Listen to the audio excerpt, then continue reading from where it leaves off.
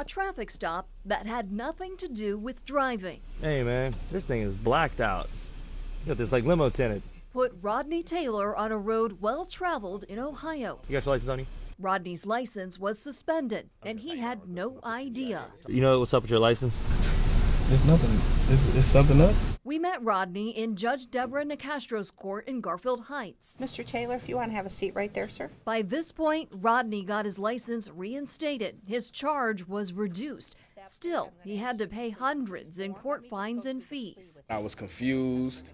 He couldn't fully explain why it was showing up suspended. What was even more baffling, his call to the BMV. They kept passing me around from phone to phone. After 2.5 hours, the lady admitted to me that it was a clerical error. In August, News 5 investigators and the Marshall Project Cleveland examined Ohio license suspensions. We found you can lose driving privileges even for stuff that doesn't have anything to do with driving.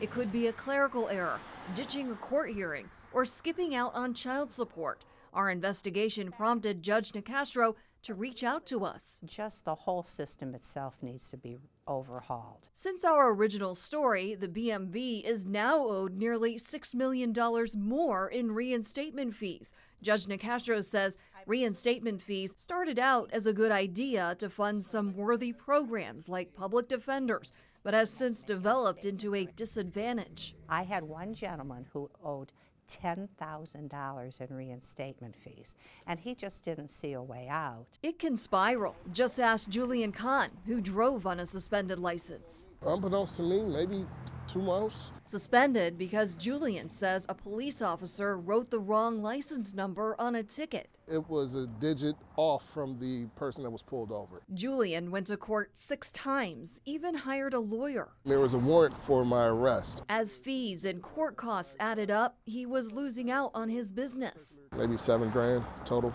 Then he had more problems, suspended twice for driving without insurance. In one case, Julian says his insurance agent didn't set up automatic payments. Someone T-boned me. He was sued. The case went to collections. So when she told me that I had to assume another $15,000 debt or something, I almost fainted. The BMV wouldn't give his license back until he paid his debt. You know, it should be solid ground. My privileges shouldn't be, revoked at a moment's notice because of someone else's negligence or human error. More than half the states changed their suspension laws to provide relief.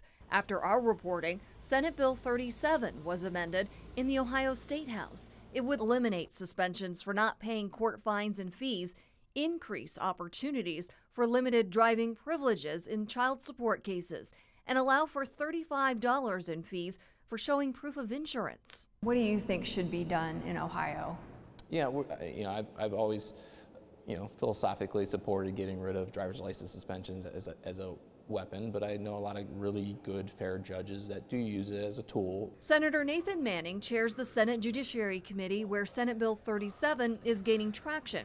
He thinks there's support on both sides, but says it's not an easy situation. People do need to take personal responsibility for not doing what they're supposed to do, whether that's child support or showing up to court. Reinstatement fees shouldn't be punishment.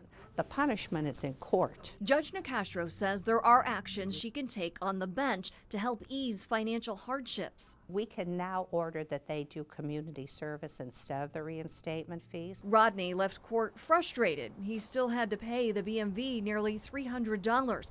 Feeling like he didn't have a clear choice. It shouldn't be so much confusion between the actual police department, courts, and then the BMV. It seems like no one's ever on the same page.